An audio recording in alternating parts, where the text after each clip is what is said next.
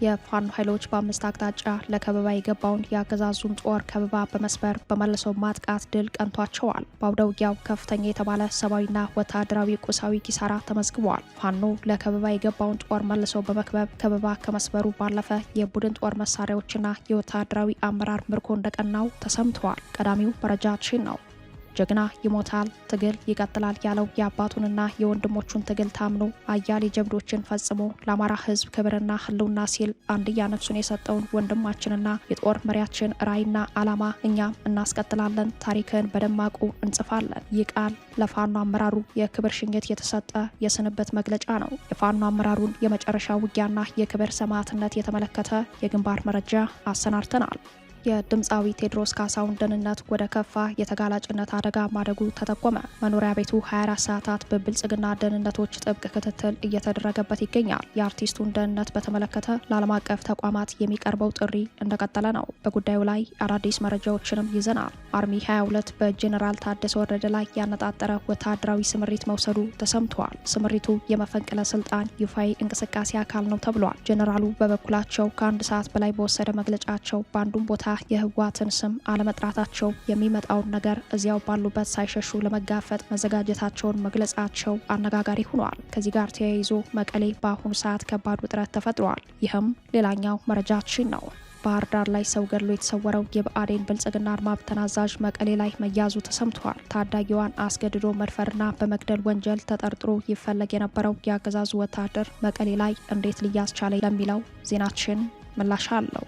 ሞገደኛው የአሜሪካ ፕሬዝዳንት ዶናልድ ትራምፕ በመጨረሻም በኢራን ጉዳይ ሲያፈገፍጉ፣ ኢራን በበኩሏ አሁንም ቃታው እጄ ላይ ነው እተኩሳለሁ ስትል ዝታለች። ከባለፈው ጦርነት የባሰ አስከፊ ውድመት ይደርሳል የሚል ዛቻ እያሰሙ ያሉት የኢራን ባለስልጣናት ቃል በቃል ለአሜሪካ የሚተባበሩ የአረብ ሀገራት ነዳጅ እንዳያመርቱ እናደርጋለን፣ አይተው የማያውቁትን ጥቃት እናከናንባቸዋለን ብለዋል። ለሰዓቱ የመረጥንላችሁ ዜና ትንታኔያችን ነው። ሰላም ጤና ስጥልን ውድ የጣና ቲቪ ተከታታይ ቤተሰቦቻችን አብራችሁ ስትቆዩ እነዚህንና ሌሎች ዝርዝር መረጃዎችን ታደምጣላችሁ። የጣቢያችን የሰዓቱ ዜና መረጃና ዜና ትንታኔዎቻችን እነሆ ተጀምረዋል። እስከ መጨረሻው አብራችሁ እንድትቆዩ አክብሮታዊ ግብዣችን ነው። ፋኖ በአምስት አቅጣጫ ባካሄደው የስቦ ማጥቃት ውጊያ ድል ቀንቶታል። ፋኖ ለከበባ የገባውን ጦር መልሶ በመክበብ ከበባ ከመስበሩ ባለፈ የቡድን ጦር መሳሪያዎችን ምርኮ እንደቀናው አረጋግጧል። አፋብን ወሎ ቤት አማራ ምኒልክ ዕዝ 104ኛ ኮር 23ኛ ክፍለ ጦር በአምስት አቅጣጫ ውጊያ የከፈተውን የአገዛዙ ጦር በስቦ ማጥቃት ከበባውን መስበሩን አስታውቋል። በሜጀር ጄኔራል ዘውዱ ሰጣርጌ አስተባባሪነት በ3 መድፍ በ4 ዙ 23 ቢኤም 107 82 ሞርተር ጨምሮ በበርካታ እግረኛ ታጅቦ ከደላንታና ደሴ የመጣው የአገዛዝ ጦር ባጅባር ግንባር እንዲሁም በበርበር ወደ ደበቅና ከመቅደላ ወረዳ ከማሻ ከተማ በባዙራ አድርጎ ወደ ደበቅ በአምስት አቅጣጫ የተሰማራ ቢሆንም የፋኖ ኃይሎች በመልሶ ማጥቃት በርካታ የአገዛዝ ጦር ላይ ሰብአዊና ወታደራዊ ኪሳራ ማድረሳቸውን እዙ በግንባር መረጃው ላይ አረጋግጠዋል። ፋኖ በአምስት አቅጣጫ የገባውን ጦር ስቦ በማስገባትና መልሶ በመክበብ ከባድ ኪሳራ አድርሶበታል ያለው አፋብን ምኒልክ ዕዝ 23ኛ በዚህ አውደ ውጊያ 3 የቡድን መሳሪያና 45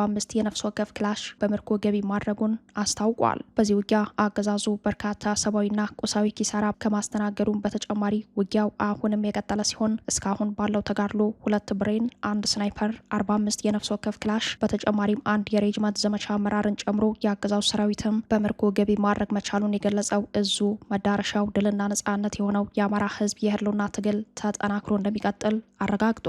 ይህ በእንዲህ እንዳለ የአፋብን ጎንደር ጠቅላይ ግዛት በላይ ዕዝ 206ኛ ከፍ ያለው ደሴ ኮር በጀግናውና ልበ ሙሉ ፋኖ ሻለቃ አንደበት ክንዳለም የክብር መስዋዕትነት የክብር ሽኝት የሀዘን መግለጫ ወጥቷል። ኮሩ በትናንትናው ዕለት በጀግንነት ተዋግቶ በክብር የተሰዋውን አርበኛ አንደበት ክንዳለም በዘከረበት የስንበት መግለጫ ላይ እንደገለጸው አርበኛው ላለፉት 3 ዓመታት ከደብረ ታቦር እስከ ጋይንት ስቴ ስማዳ የቀጠናው ተናዳፊ 4 አይና ስናይፐር ተኳሽ ከእድሜው በላይ የጦር አመራር ይሰጥ የነበረ እውነተኛ አርበኛ ነበር። ከአንደበቱ ክፉ ቃል የማይወጣው ጀግና የምግባር ሰው ትንሹ ገብርዬ ይባል እንደነበር የገለጸው ኮሩ በትናንትናው ዕለት የክብር መስዋዕት የተቀበለው ይህ ጀግና ከአባቱ ጀግንነትና ታማኝነት የወረሰው ባላደራው አርበኛ አንደበት ክንዳለም ለአማራ ሕዝብ በጀግንነት ተዋግቶ በክብር የተሰዋለትን ዓላማ ከግብ እናደርሳለን ሲል ኮሩ የትግል ቃል ኪዳኑን አድሷል። ትናንት ሚያዝያ 13 ከንፋስ መውጫ ከተማ ወደ ሳሊ እንቅስቃሴ ያደረገውን የአገዛዙን ጦር በመፋለም ኦራል ሙሉ ሎጂስቲክ ጨምሮ በርካታ ኃይሉ ተተኳሹ መሳሪያና ሎጂስቲክሱን በመማረክ የብልጽግናን ሰራዊት እርቃኑን ማስቀረት የቻለው ውጊያ ሲመራ ቆይቶ በመጨረሻም ከጠላት በተተኮሰች ጥይት ሳሊ ላይ በተወሰደ በ24 ዓመቱ በጀግንነት የአባቶቹን ቃል አክብሮ መሰዋቱን በትናንቱ የምሽት ዜናችን መረጃውን ማድረሳችን ይታወሳል። ጀግና ይሞታል፣ ትግል ይቀጥላል ያለው ኮሩ የአባቱንና የወንድሞቹን ትግል ታምኖ አያሌ ጀብዶችን ፈጽሞ ለአማራ ሕዝብ ክብርና ህልውና ሲል አንድያ ነፍሱን የሰጠውን ወንድማችንን ራዕይና ዓላማ እኛም አስቀጥለን ታሪክን በደማቁ እንጽፋለን ሲል አፋብን ጎንደር ጠቅላይ ግዛት በላይ እዝ 206ኛ ከፍ ያለው ደሴ ኮር በክብር የሽኝት መግለጫው ላይ አመላክተዋል። የድምፃዊ ቴዎድሮስ ካሳሁን ደህንነት ወደ ከፋ የተጋላጭነት አደጋ ማደጉ ተጠቆመ። መኖሪያ ቤቱ 24 ሰዓታት በብልጽግና ደህንነቶች ጥብቅ ክትትል እየተደረገበት ይገኛል። የአርቲስቱን ደህንነት በተመለከተ ለዓለም አቀፍ ተቋማት የሚቀርበው ጥሪ እንደቀጠለ ነው። በድምፃዊ ቴዎድሮስ ካሳሁን ቴዲ አፍሮ የስራ አባላትና የቅርብ ወዳጆች ያነጣጠረው እስር የአርቲስቱን ደህንነት ወደ ከፋ የተጋላጭነት አደጋ እንዳሳደገው ተጠቁሟል።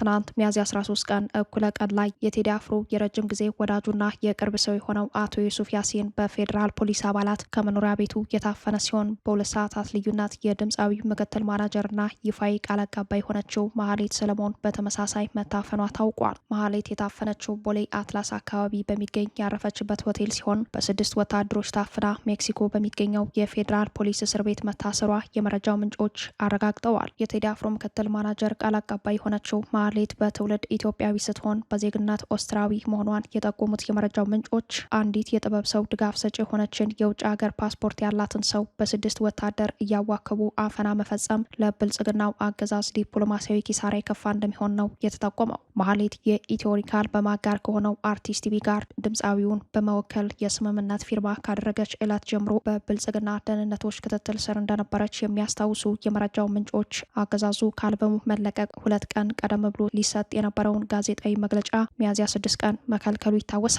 የቴዲ አፍሮ አልበም በግል ይፋይ የዩቲዩብ አካውንቱ ከተለቀቀ በኋላ ባለፉት 5 ቀናት ማለትም ይህ ዜና እስከተጠናቀረበት ሚያዝያ 14 ማለዳ ድረስ ከ77 ሚሊዮን በላይ አድማጭ አግኝተዋል። በኢትዮጵያ በአፍሪካና በዓለም አቀፍ የሙዚቃ ስርጭት ታሪክ ውስጥ አዳዲስ ክብረ ወሰኖችን ያስመዘገበው ድምፃዊው በጥበብ ስራው 4 ኪሎን ማስጨነቁ በገሃድ ታይተዋል። ይህንን ተከትሎ በድምፃዊው የስራ ባልደረቦችና የቅርብ ሰዎች የሚደረገው አፈና ተጠናክሮ ትናንት ምሽት የፌዴራል ፖሊስ አባላት ወደ ድምፃዊ ቴዎድሮስ ካሳሁን ቤት በመጓዝ ከአርቲስቱና ከቤተሰቦቹ ጋር ግብግብ መፍጠራቸው ተሰምተዋል። ለቴዲ አፍሮ የቀረቡ ምንጮች እንዳረጋገጡት 6 የፌዴራል ፖሊስ ነን ያሉ ግለሰቦች ወደ አርቲስቱ ቤት በመሄድ እንገባለን አትገቡም ግብግብ መፍጠራቸውን ለማወቅ ችለናል። ራሳቸውን የፌዴራል ፖሊስ ብለው የጠሩ 6 የታጠቁ ሰዎች ወደ አርቲስት ቴዲ አፍሮ ቤት በመሄድ የረጅም ጊዜ የቅርብ ጓደኛና የስራ አጋር የሆነውን ዲጄ ዊሽን የተባለ ሙያተኛን እንፈልጋለን በማለት በምሽት ወደ አርቲስቱ ቤት ሰብረው ለመግባት ያደረጉት ሙከራ ከመሸ አናስገባም በሚል ሙገት መረጃው በዚያው ፍጥነት በማህበራዊ ሚዲያ መሰራጨቱን ተከትሎ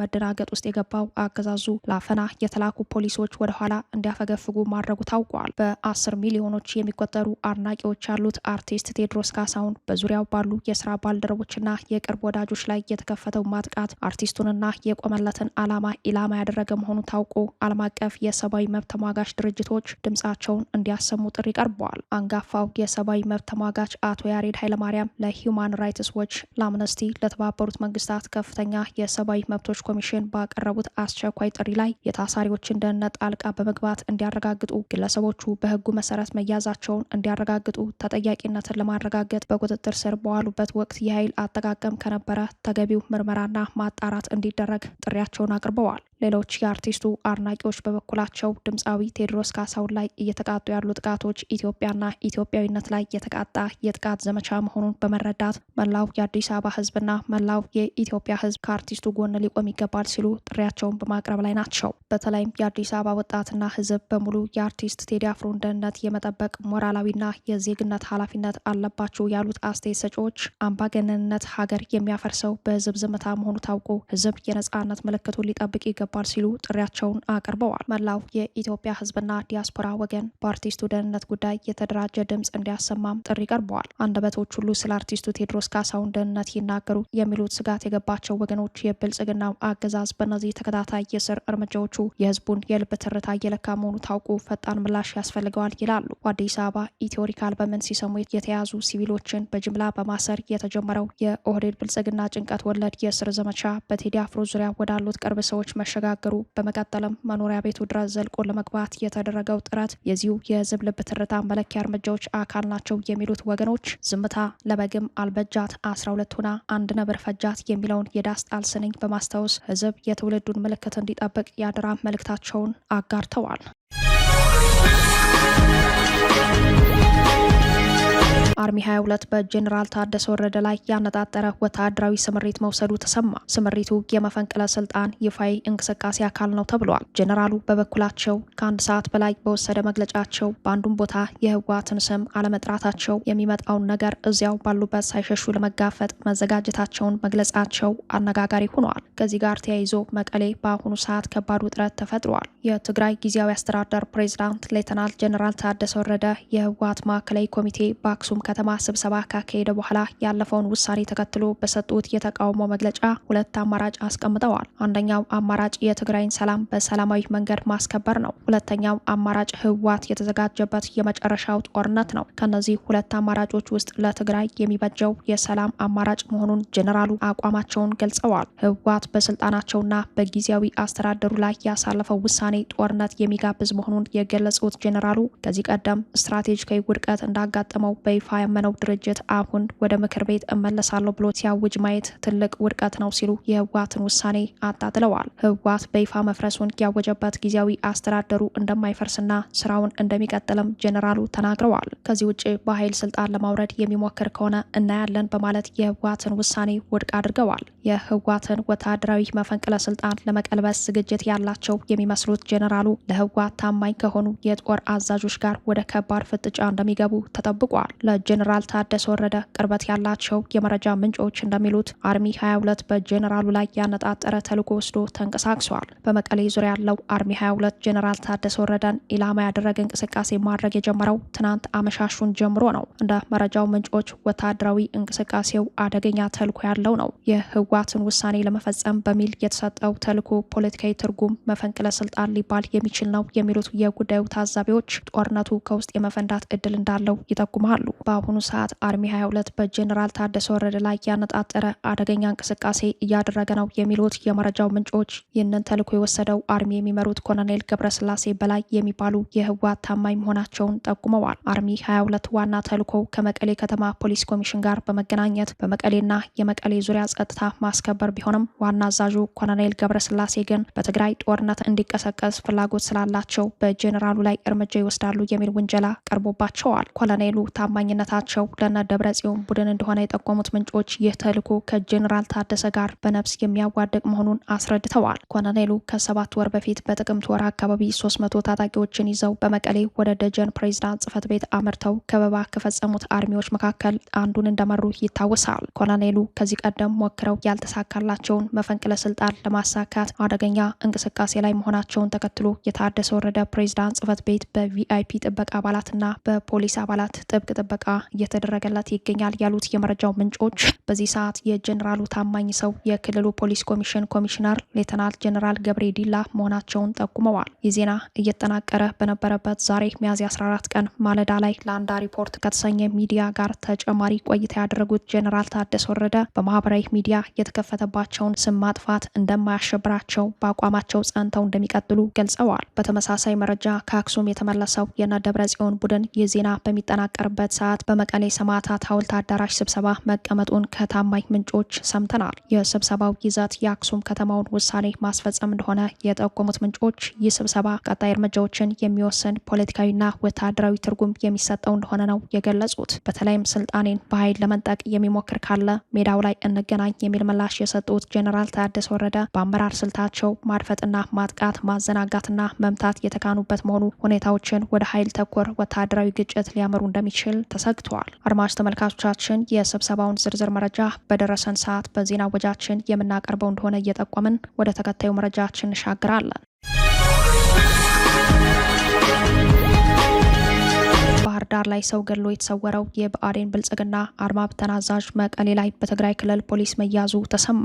በባህር ዳር ከተማ ማህሌት ማሩ የተባለች እንስት የአድማ ብተና አባልና አመራር በሆነው ኢንስፔክተር ያምራል አለበል አለሙ ተደፍራና ተገድላ መጣሏ የሰሞኑ አነጋጋሪ ክስተት ነው። በዚህ አረመኔያዊ ወንጀል ድርጊት በርካቶች ቁጣቸውን ሲያሰሙ መሰንበታቸው ይታወሳል። በተለይም ወንጀል ፈጻሚው ያገዛዙ የአድማ ብተና አባልና አመራር መሆኑ ስልጣኑን ተገን አድርጎ የፈጸመው ነው የሚል መከራከሪያ ያላቸው የሰብአዊ መብት ተሟጋቾች ወንጀሉን ስርዓት ወለድ አድርገው ማቅረባቸው አይዘነጋም። የግድያ ጥቃቱ የደረሰበትን ሁኔታ በተመለከተ ከስፍራው የወጣውና በማህበራዊ ሚዲያ የተሰራጨው አብዛኛው መረጃ ግለሰቡ እንስቷ ከምትሰራበት ሆቴል እየተስተናገደ አምሽቶ አስገድዶ ወደ ሌላ ሆቴል በመውሰድ ከደፈራት በኋላ እንደገደላት የሚያሳይ ነው። ይህ የወንጀል ድርጊቱ ብዙዎችን ያስቆጣ ጉዳይ መሆኑን ተከትሎ አገዛዙ የህዝብን ቁጣ ለማስታገስ የማደኛ ጥሪ አቅርቦ ክትትል ሲያደርግ ቆይቷል የሚለው መረጃው የወንጀል ድርጊቱን የፈጸመው ግለሰብ ከባህር ዳር ወደ መቀሌ ሸሽቶ እንደሰነበተ ታውቋል።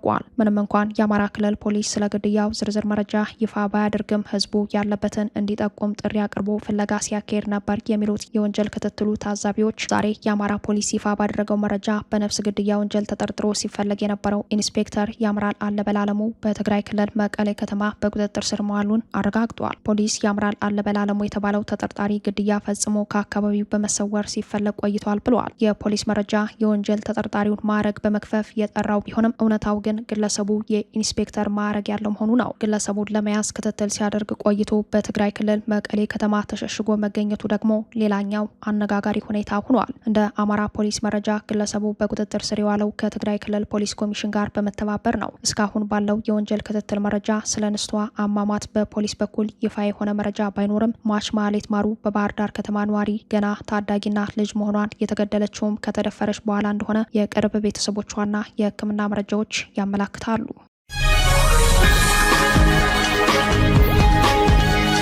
ሞገደኛው የአሜሪካ ፕሬዝዳንት ዶናልድ ትራምፕ በመጨረሻም በኢራን ጉዳይ ሲያፈገፍጉ ኢራን በበኩሏ አሁንም ቃታው እጄ ላይ ነው እተኩሳለሁ ስትል ዝታለች። ከባለፈው ጦርነት የባሰ አስከፊ ውድመት ይደርሳል የሚል ዛቻ እያሰሙ ያሉት የኢራን ባለስልጣናት ቃል በቃል ለአሜሪካ የሚተባበሩ የአረብ ሀገራት ነዳጅ እንዳያመርቱ እናደርጋለን፣ አይተው የማያውቁትን ጥቃት እናከናንባቸዋለን ብለዋል። የኢራን ስልጣኔዎችን ለማውደም ሲዝቱ የቆዩት የአሜሪካው ፕሬዝዳንት ዶናልድ ትራምፕ ባልተጠበቀ መልኩ በኢራን ጉዳይ ማፈግፈጋቸው አነጋጋሪ ሆኗል። ከኢራን ጋር 39 ቀናት የተካሄደውን ጦርነት ተከትሎ ለ2 ሳምንታት ያክል የተኩስ አቁም ስምምነት ከተደረገ በኋላ ጦርነቱን በድርድር ለመቋጨት የተደረጉ ጥረቶች ሳይሳኩ መቅረታቸውን ተከትሎ ዳግም ወደ ጦርነት እገባለሁ፣ የነገርኳቸውን የኢራን የስልጣኔ ድልድዮችን አወድማለሁ ሲሉ የነበሩት ትራምፕ መጨረሻ ላይ አፈግፍገዋል። ትራምፕ የተኩስ አቁም ስምምነቱ ጊዜ ሊያበቃ ሰዓታት ሲቀሩት የተኩስ አቁም ስምምነት ሰዓቱ እንዳለቀ ወደ ጦርነት እገባለሁ፣ ኢራንን አወድማለሁ የሚለውን ሀሳባቸውን ቀይረው በራሳቸው ጊዜ የተኩስ አቁም ጊዜውን አራዝሚያለሁ ብለዋል። ትራምፕ በትሩዝ ማህበራዊ ትስስር ገጻቸው ላይ ባሰፈሩት የተኩስ አቁም ማራዘሚያ መልእክታቸው አደራዳሪዋ ፓኪስታን በውሳኔያቸው ላይ ተጽዕኖ ማድረጓን ገልጸዋል። በኢራን በኩል ትራምፕ የሆርሙዝ ሰርጥ ወደቦች ላይ የጣሉትን እገዳ እስኪያነሱ ድረስ ድርድር ወደሚባለው መድረክ ድርሻ አልልም የሚል አቋም ተይዘዋል። ትራምፕ ደግሞ በኢራን የሆርሙዝ ወደቦች ላይ የተጣለው እገዳ ሊነሳ የሚችለው ኢራን ለድርድር ዝግጁ ስትሆን ነው በሚል እየተገለጸ ነው። ትራምፕ በሆርሙዝ የሚገኙ የኢራን ወደቦች በአሜሪካ ባህር ኃይል እንዲዘጉ ማድረጋቸውን ተከትሎ ኢራንም መላ ሆርሙዝን ዳግም የዘጋች መሆኗን እንዳስታወቀች አይዘነጋም። አሁን ወደ ድርድር ለመግባትና ላለመግባት የሆርሙዝ ጉዳይ ወሳኙ ነጥብ ሆኗል። እስካሁን ባለው ሁኔታ ኢራን በትራምፕ የተኩስ አቁም ጊዜውን አራዝሚያለው ጉዳይ ያለችው ምንም ነገር የለም። በሌላ በኩል በኢራን የመካከለኛው ምስራቅ የጦርነት ነበልባል ዳግም ሊቀሰቀስ የሚችልበት አደገኛ ሁኔታ ተፈጥሯል። ኢራን ለአሜሪካና እስራኤል የሰጠችውን አስደንጋጭ ማስጠንቀቂያ ውጥረቱን አባብሶታል። ኢራን እጃችን ቃታው ላይ ነው እንተኩሳለን ስትል ዝታለች። የኢራን ጦር ኃይል ከፍተኛ አመራሮች በሀገሪቱ ላይ ሊሰነዘር የሚችል ማንኛውንም ጥቃት ለመመከት ጣታችን በቃታ ላይ ነው በማለት በከባዱ አስጠንቅቀዋል። የኢራን የጦር ኃይሎች የካታም አላንቢያ ማዕከላዊ ዋና መስሪያ ቤት ቃል አቀባይ እንደገለጹት የኢራን ጦር በማንኛውም ሰዓት አጸፋዊ እርምጃ ለመውሰድ በተሟላ ዝግጁነት ላይ ይገኛል። ይገኛል። ይህ መግለጫ የወጣው በቀጠናው ያለው ውጥረት ከፍተኛ ደረጃ ላይ በደረሰበት ወቅት ነው። ኢራን ሉዓላዊነቷን ለመጠበቅ ማንኛውንም መስዋዕትነት ለመክፈል ዝግጁ መሆኗን ለዓለም አቀፍ ማህበረሰብ በይፋ አስታውቃለች። የኢራን ኃይሎች በኢስላማዊት ሪፐብሊክ ኢራን ላይ የሚሰነዘር ማንኛውንም ትንኮሳ ወይም ወታደራዊ እርምጃ ወዲያውኑና በከፍተኛ ኃይል ምላሽ እንደሚሰጡ አስታውቀዋል። ይህ ዛቻ በቀጥታ ዋሽንግተንና ቴልአቪቭን ኢላማ ያደረገ ሲሆን ኢራን ማንኛውንም ጥቃት ወደ ከፋ የቀጠናው ጦርነት ለመቀየር ወደ ኋላ እንደማትል አመላካች ሆኗል። የኢራን እስላማዊ አብዮታዊ ዘብ ቃል አቀባይ በኢራን ላይ የሚደረግ ማንኛውንም አዲስ ጥቃት ለመጋፈጥ ዝግጁ መሆኑንና እንደገና ጦርነት የሚነሳ ከሆነ በጠላት ቀሪ ንብረቶች ላይ ከባድ ድብደባ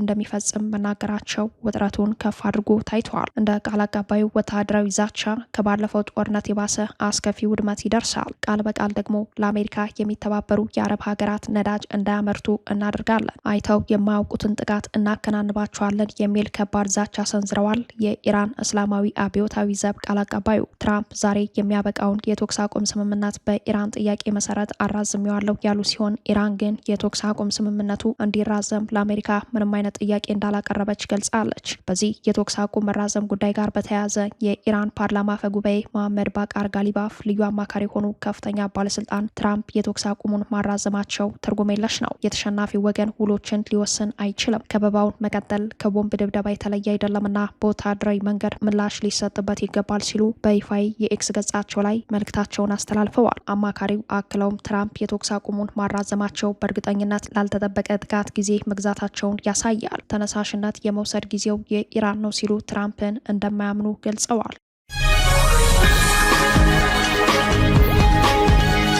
ክቡራትና ክቡራን ቤተሰቦቻችን ለሰዓቱ የተሰናዱት መረጃዎቻችን የተከታተሏቸዋቸውን ይመስሉ ነበር። አብራችሁን ስለቆያችሁ ልባዊ ምስጋናችን ይድረሳችሁ እያለን የጣና ቲቪ ወቅታዊ ዜናዎች፣ ትንታኔዎችና ልዩ ልዩ ፕሮግራሞች እንዲደርሷችሁ ቻናላችን ሰብስክራይብ በማድረግ ቤተሰብ ይሁኑ። በተሳትፎ የትግል ሚዲያው እንዲያጠናክሩ ጥሪያችን እናቀርባለን። ጣና ቲቪ ከሀቅ ጋር